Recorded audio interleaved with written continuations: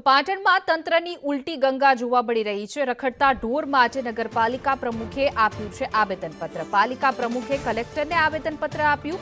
નગરપાલિકા પ્રમુખના chief officer પર ગંભીર આક્ષેપ લગાવવામાં આવ્યા છે। રખડતા ઢોરની સમસ્યા સામે ચીફ ઓફિસર નિષ્ક્રિય હોવાનો પ્રમુખનો દાવો છે।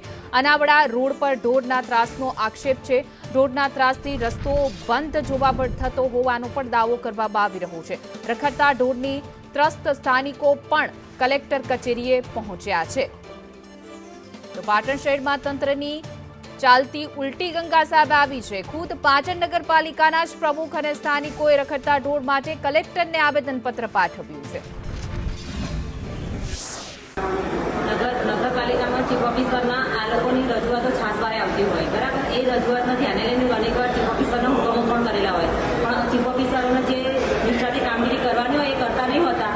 એના કારણે આજે મારે અહીંયા આવવું પડ્યું, કારણ કે એ લોકોને સતત આમ જોવા જઈએ તો દિવસમાં 3 થી 4 કલાક ફિલ્ડમાં બી ફરવાનું હોતું હોય, પણ નગરપાલિકામાં ચીફ ઓફિસરો પોતાની મનમાની કરતા હોય કેવી કે નોકરી કેવી ઓફિસમાં જ કરવાની, એમ ફિલ્ડની નોકરી એમને પસંદ આવતી નથી। શું રજૂઆત લઈને આવે છે?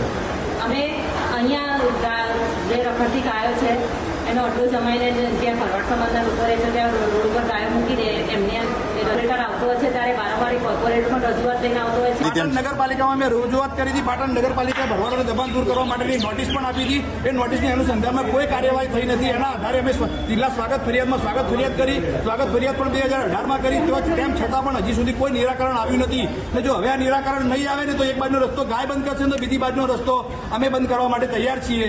પછી જે વ્યવસ્થાને જે કરવું સરકારને જે કરવું એ કરે। તમને પ્રમુખ ચીફ ઓફિસરે કોઈ જવાબ આપ્યો તો? પ્રમુખ અને ચીફ ઓફિસર અમારી સાથે આવે છે, અમને રજૂઆત બી કરે છે, પણ એ પોતે કોઈ કાર્યવાહી કરતા નથી, કેમ કે એમના વોટની પડી હોય ગમે તે પડી હોય એના કારણે કોઈ કાર્યવાહી થતી નથી। અમે બહાર નીકળીએ તો પહેલા તો સોસાયટીમાં જ ગાયો આવી જાય છે।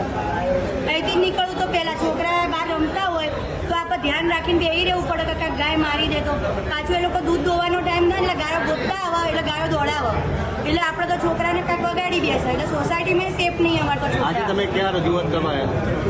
આજે અમે કલેક્ટર ઓફિસમાં